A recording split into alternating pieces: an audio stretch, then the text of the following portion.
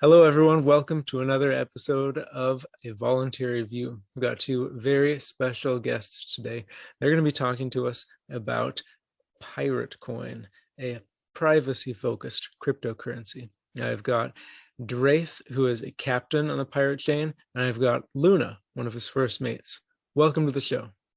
You might want to start that over, by the way. Oh. Piratecoin is actually something completely different. There's What? actually a Piratecoin that's out there. Yeah. Okay, so wait. All right. So wait, there's the pirate. Well, now you got to explain. We're already recording, so we may as well go with it. So there's the pirate chain and there's this Piratecoin. Yeah, So Piratecoin is some old project that had nothing to do with us, and I don't know. They're not. It's not even a privacy coin. So. Oh, all right. So forget that. No Piratecoin. We're talking about the pirate chain. Correct. All right. So then tell me, Draeth, what's so cool about the pirate chain? So Pirate Chain is the first completely anonymous, utilizing ZK Snark's chain, meaning it's using some awesome technology called zero knowledge proofs, right? Mm-hmm. So basically, it's a mathematical way to prove that something is true without actually showing said thing, right? It's some pretty awesome technology. That sounds complicated. Oh, it's way over my head. So, but essentially, the cool thing about it is that there's no balances shown, there's no addresses shown, there's no transaction history shown at all on the block explorer. So in other words, if I make a transaction with you, nobody else knows that happened. They know that something happened on the network. They don't know what happened, with who or what amount, nothing. So then does the computer itself know? Does it keep track somehow? Well, the chain does, and basically you would need something called viewing keys to be able to see that transaction. Everything is encrypted with military grade encryption. So there's no way for somebody to actually view that transaction unless you give them permission to view it. So the coins themselves are encrypted, or everything is encrypted then, the currency and the records of the transactions. Yep. So then how is this different from Bitcoin? Because most people, they've heard of Bitcoin, cryptocurrency, okay, electronic money, that's fine.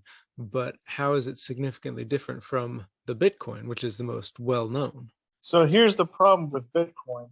With Bitcoin, while it's censorship resistant to where you're not restricted on who you can send funds to or where you can send them to, the problem is that everything is transparent, right?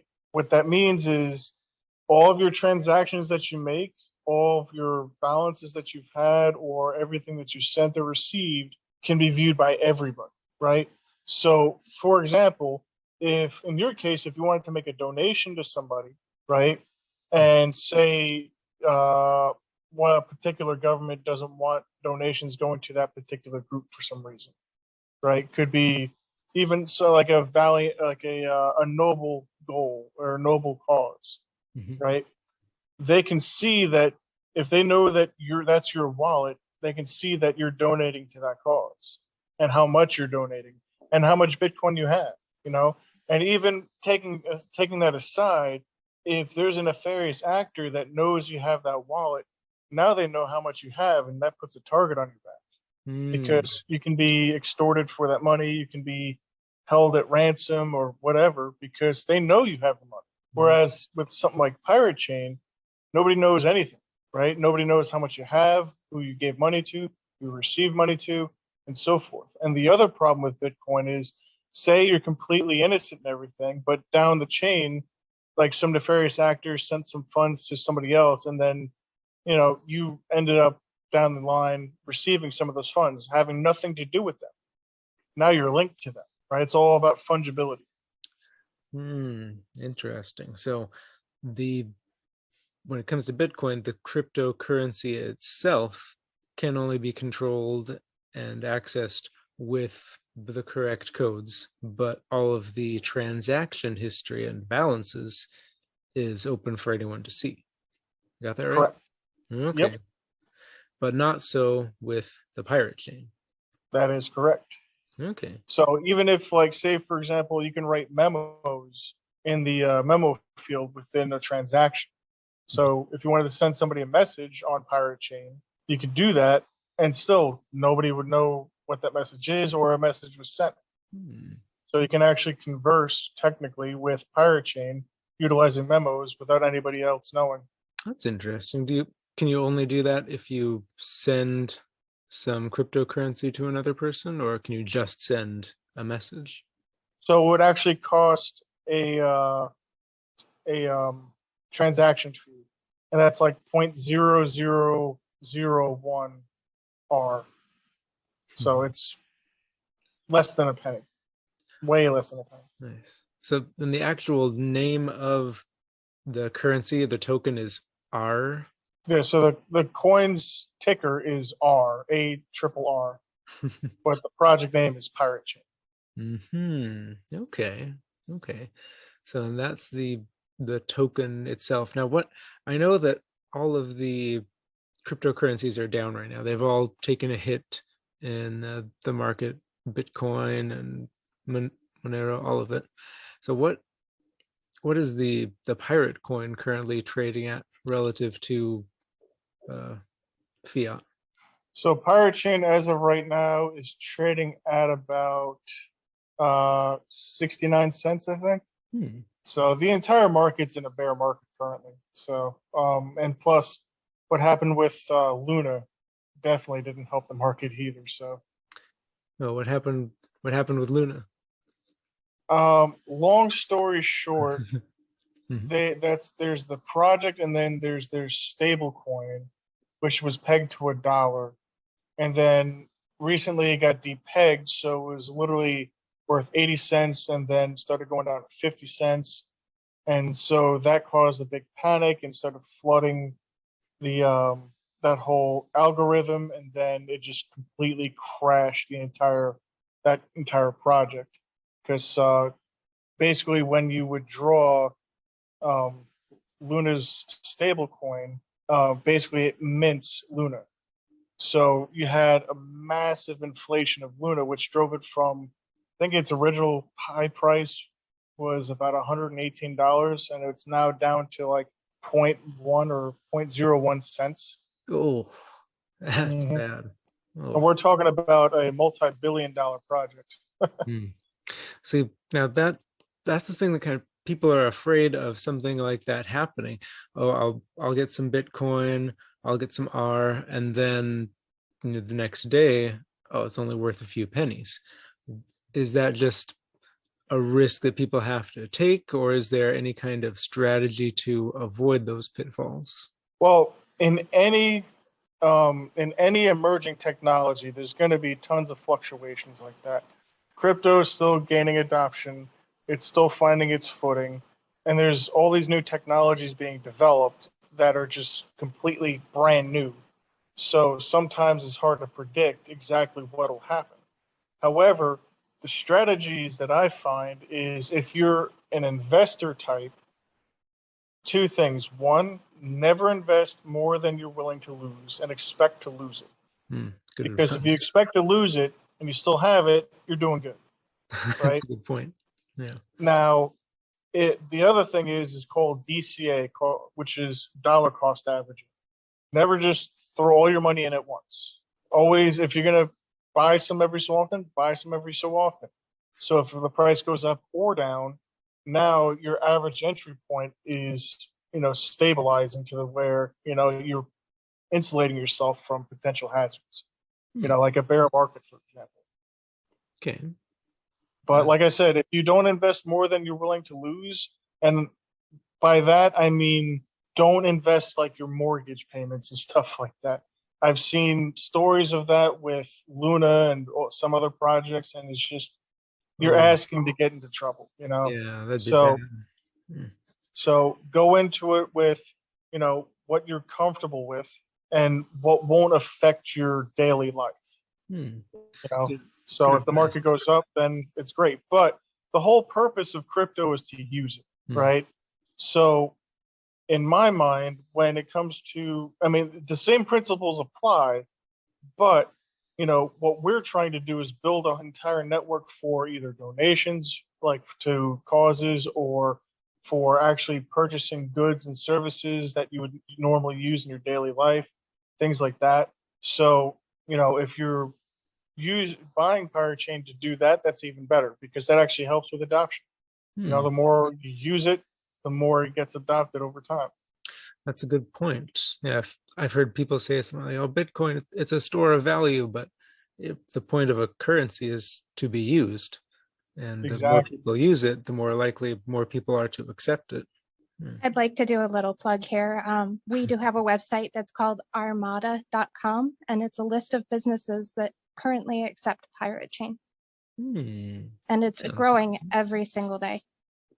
Very nice. Yeah, there's over 100 and something businesses on there now. That's pretty good. Mostly online businesses, I'm assuming. No, there's a few businesses that are actual, like there's actually a plastic surgery place that accepts Piratechain. Wow. And there's a couple food stores too, a couple restaurants. That's really neat. Yeah. Unexpected for sure. Yeah, I didn't expect that to come either, but I mean, the guy was a huge fan of Piratechain, so. Nice. So I know one of the big things about Bitcoin that I remember, and I'm not an expert by any means, but they say, oh, there's only a certain number of Bitcoins that can ever exist. So after they've all been mined, then there can't be any more. And so it's a cap to inflating the currency. Is there any kind of thing like that with the R? Yes, there's a total supply of 200 million. And after that has been minted, there's no more available to mine. So it's just whatever is currently in existence. So, I mean, there's other things like, for example, with Monero, where they have a tail emission. What that means is that after their maximum supply is hit, it actually mints additional coins at a certain percentage every year, right? So while some may think that's actually, a huge drawback, that can be beneficial because it actually keeps it closer to that maximum supply. When you think about people who lose their wallets, or things that happen in someone's life, and say somebody passes away and then they never gave anyone their wallet passwords or whatever, and that's just stuck, But you also have the risk of just going completely over your maximum supply over time. But just like with Bitcoin right now, I think it was a decent percentage of them is just lost coins. So while you have that max supply of 21 million, it's actually, by the time it actually hits that, it'll probably be a lot less that's actually circulating because there's a lot of lost coins. Right. Huh. Interesting. Think about things like that. Sunken treasure, we could call it. Keeping there you go. Theme. Yeah. Yeah. That's why you see people going dumpster diving for hard drives and such, because you never know. Oh, interesting.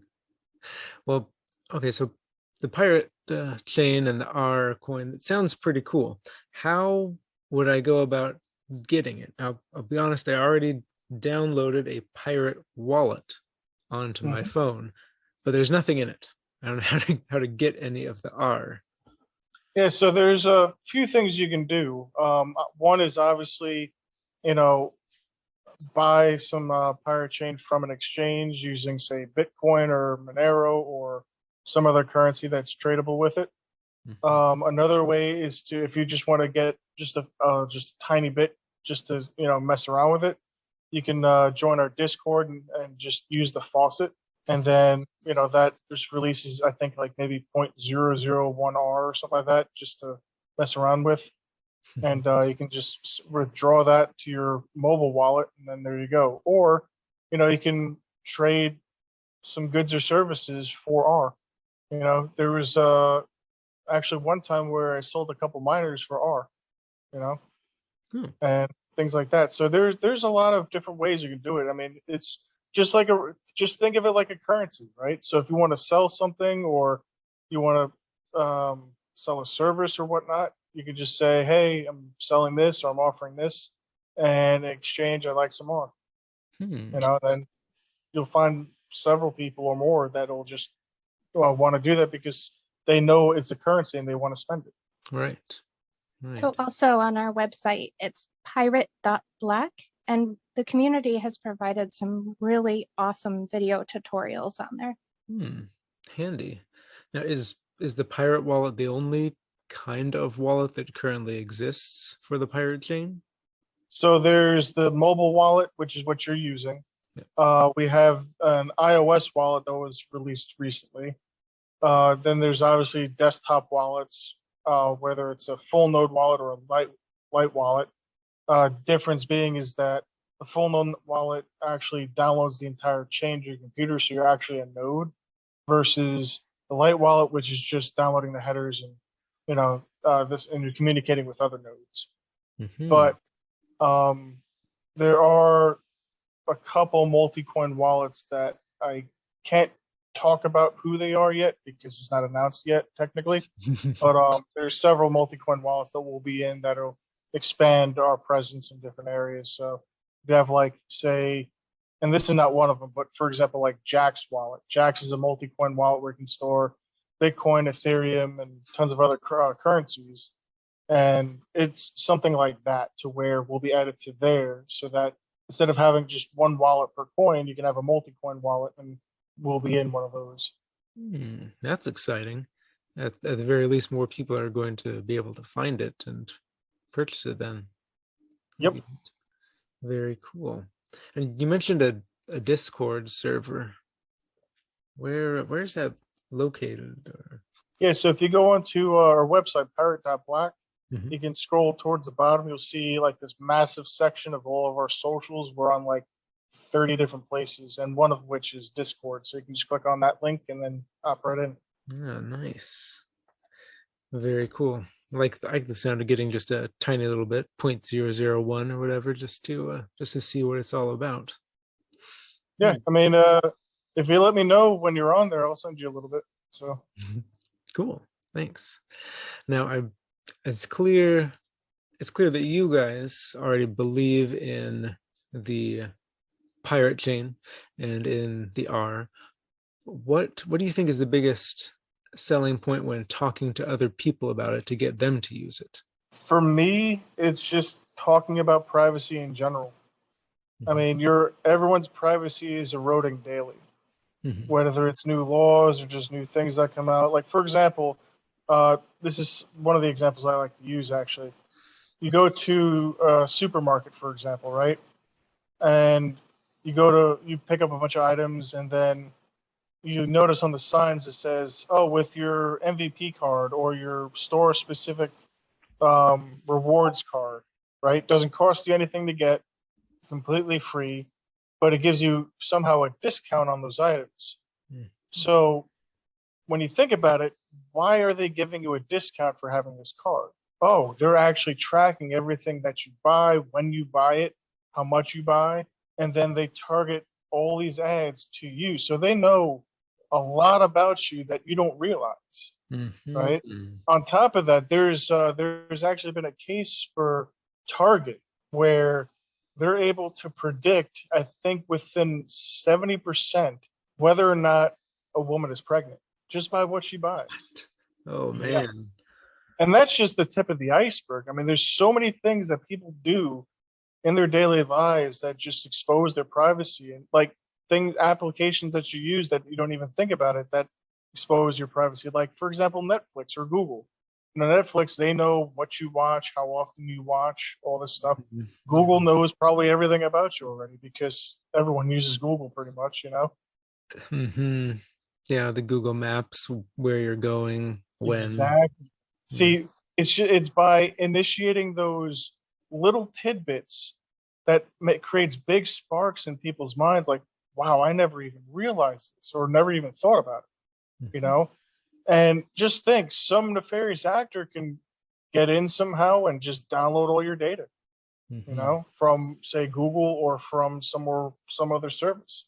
So you have to start taking back your privacy. And one way to do that is to use something like, privacy currencies like Piratecoin. So this way, at the very least, when you use it, nobody knows what you're doing, and who you're transacting with and so forth. What would you say to someone who said, I don't trust all of these fancy cryptocurrencies. I'm just going to use cash. That's not traceable. Just give them the dollar bills and it's done.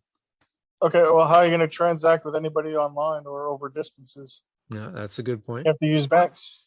Mm. Now, here's another thing about banks. You go to a bank, you could have, $100,000 in your bank, and you go up there and you're like, and in your mind, you're gonna go buy a car. You go there and say, oh, I'm gonna withdraw 30 grand. What's the first question they're gonna ask? Why? No, it shouldn't be any of their business. It's your money, right? Mm. But you know that they're watching everything that you spend, and anybody that taps into your bank account now, they have a complete detailed list of where you spend your money, where you go, how often you spend, and that's very sensitive data. It's happened before, but with privacy currencies like Piratecoin, good luck doing that. Mm. So then I saw it on Twitter a little while ago that Ross Ulbricht is appealing for clemency to try to get his 2 life sentences reduced. And of course, he set up the Silk Road website where people could do things that were illegal, such as selling drugs, illegal drugs. And what would you say to people who said, oh, this privacy coin could be used for the same thing? People might do bad things with it. The vast majority of bad things that happen is used with US dollars. I was actually just going to say that too. US Boom. dollars are. Mm-hmm. Yeah, exactly. Yeah, I mean, the vast majority of drugs and everything is bought with US currency. So, I mean, that's not a legitimate reason for me anyways. That's a very good point.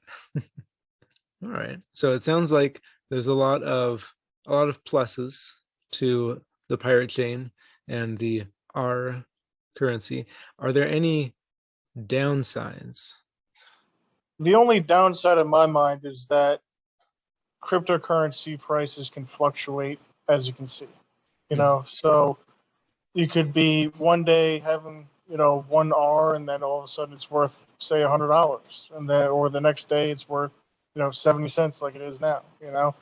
It's an unpredictable market, and that's why you have to be cautious, just like anything else. So like you have to be cautious with everything you do. Think about what you're doing and think about things to protect or insulate yourself. Right. Prime example: you surf the internet, you should always be using a VPN. Doesn't matter if you're just visiting normal sites or not. You don't want people tracking your data or seeing everything that you do. You want to encrypt your data, just like you want to encrypt your money. You want to make sure that nobody's able to see what you're doing, because your privacy should be one of your top priorities. Mm-hmm. You got to agree with that. Nobody's business what you're doing. However, as we know, the government likes to think that it's their business. So what would happen if the government tried to say, okay, these privacy coins, Monero, the pirate chain, they're being used for too many illegal things, they decided. So nobody can use them anymore. They're illegal. Would they have any way of actually enforcing that? How would they know you're using it? Right. I would like to point out that China has tried to ban Bitcoin multiple times and has failed every single time. And being voluntarists, we also know what happens anytime the government tries to ban something. It doesn't really work. It just increases in value. Mm-hmm. It's called the the Streisand effect. Mm-hmm. Oh yes. Increase. At the very least, now everyone will have heard of the pirate chain and Monero and all the other privacy coins. Yeah, and keep in mind too that while the U.S.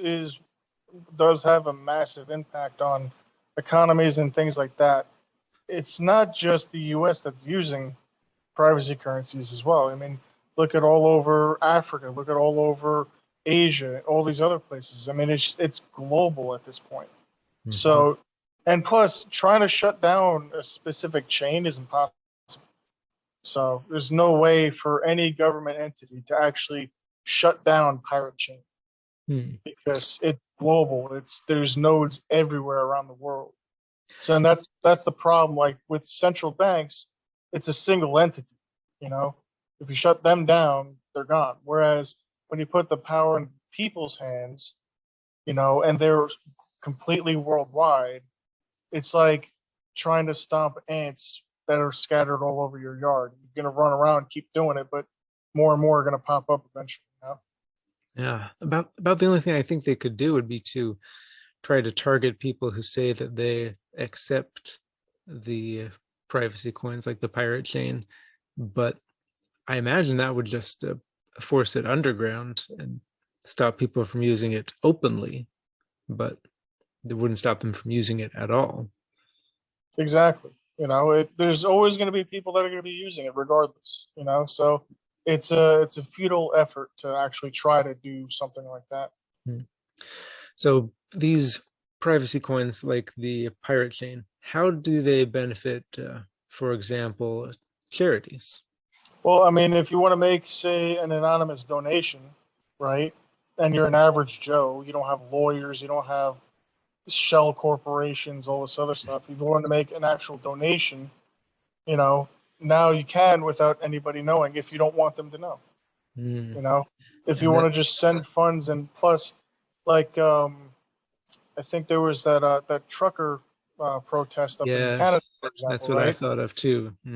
Yeah, you know, if you made a donation with Pirate Chain, nobody would be the wiser because they would know where it came from. They don't know, you know, all these different addresses that it came from, and even if they knew one of those addresses was you for some crazy reason, they still wouldn't know how much you have, who you transacted with, nothing. Huh. Yeah, but the average Canadians who tried to support with their fiat Canada dollars, they got their bank accounts frozen. Yep. Because the government didn't like what they were doing. Yep. It wasn't just bank accounts that got frozen. It was actually a couple of Bitcoin wallets too. Oh, really? So that's where ARRR would have come in handy, is they can't trace you. Well, the thing is that by seizing those wallets, what's actually meant is, you know, if they took the person in and they confiscated their computer, they took the actual private key. Like, because that's the only way you can actually confiscate a wallet. You can't prevent a wallet from sending anything, but if you have the private key to it, now you can what's the word I'm looking for? Basically just take those funds, you know. So it's Transfer them essentially over. stealing. I see. But not possible with the pirate coin on the Pirate Chain. Well, they wouldn't know what transactions you've made or anything. So yeah, and I think that's where it's important just for everyday people, because people might think, I don't need that. I'm not doing anything bad or illegal, but that's what the people who are supporting the truckers thought. yeah, see, let me give you an example, right? So say, for example, you donate with Pirate Chain to that trucker protest, right? Now that person who cashed out, or you like, yeah, say they cashed out that Pirate Chain for fiat, right? Any entity couldn't trace that back to you, right? They couldn't see that you donate. It's just the people that would draw it to fiat, because, like I said, if they actually, the only way they could actually do that is if they say subpoenaed the company that actually gave you the fiat. Because remember that the only people that could see a transaction is the person that sent it and the person that received it. So after you sent it, that person received it, right? Once that person sends it to somewhere else to actually get withdrawn, they can't trace that back from him to you, you know? That definitely sounds like it's going to get around a lot of things the government tries to pull on people. And not just the government. There's bad or shady actors all over the place, like you said. Yeah, now say, I actually had somebody bring this up to me a long time ago. It was actually during an interview. They said, what if they say blacklist wallets or wallet addresses, right? Would that affect anything? And if you're on Bitcoin, oh yeah, of course. Because say a US agency can say, okay, these are now considered restricted wallets to where if any business accepts funds from these wallets, you're in trouble, right? Mhm. Now, say you own one of those wallets, now you can't do anything because it doesn't matter if you send it somewhere else to another Bitcoin wallet that you own because they see that already. They see that it went that place. Right. And they'll just trace that. Exactly. With Pirate Chain, they don't see anything. They can't blacklist anything because literally you could just send it to another wallet of yours. Now they don't know that's your wallet. And they don't know, on top of that, they don't know what you sent. They have no clue. I like that. I like that a lot. I like it so much, in fact, that by the time this comes out, at the beginning of June, VIA is going to be accepting the Pirate Chain and the ARRR coin. We've got a wallet already set up, and we're going to be rolling it out then. So pretty That's excited. awesome. That's great to hear. Mhm. Is this your first cryptocurrency that you're accepting, or? No, we do accept Bitcoin. And in fact, you mentioned places in Africa using Bitcoin.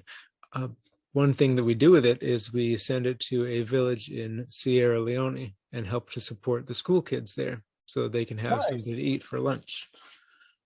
So That's that's awesome. yeah. So we're looking forward to being able to accept donations in R and to be able to use it to help people. Yeah, I mean that's always been for me personally something that I strive to do. You know, so say the crypto market explodes and I have a ridiculous amount of money or whatever. You need to do things like that. You need to spread it around to help others. Because what's the point of having like for example Bezos, he has ridiculous amounts of money, but he hoards it. And that's it seems like it's a pattern with those type of people. They just hoard so much while literally not really giving back anything to the people that help them go up or to places that are struggling, you know, that can't afford schools, for example, to eat, you know, or for events that are for freedom of speech, you know, for oppressive regimes or you name it, you know. I mean, there's so many things that people can do to help others around the world. It's just, you know, I love seeing people actually taking action and doing that. Yeah. I mean, it's his money, can do what he wants with it, but there are better things to do. Oh, of course, yeah. So that's why I love your guys' organization so much, is because it's showing that people are voluntarily making the choice to help others. And it's a beautiful thing. I'm so happy that we were able to communicate and work together. Me too, Luna. It's going to be great. I know. So we just got a couple minutes left. So final thoughts, Draeth, what do you got for us? Final thoughts is take a long, hard look at your daily life and what you do that potentially exposes your personal information or things like that, and try to take back your privacy. We're the pirates of privacy. We take that stuff back, you know. So check us out at pirate.black. Check out the Armada at ARRRMADA.com.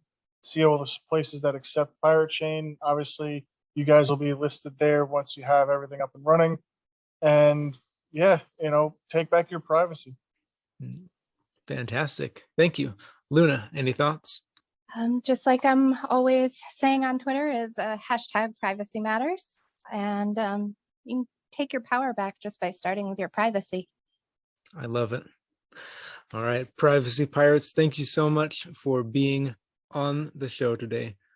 It's going to be a wonderful partnership with ARRR and the Pirate Chain. So thank you both so much. Yeah, thank you for having us. Thank you so much for watching this video. If you like what we do here, please like, share, subscribe, comment, and go over to our website where you can offer donations, request help us help people who are in need voluntarily. And we'll see you next time.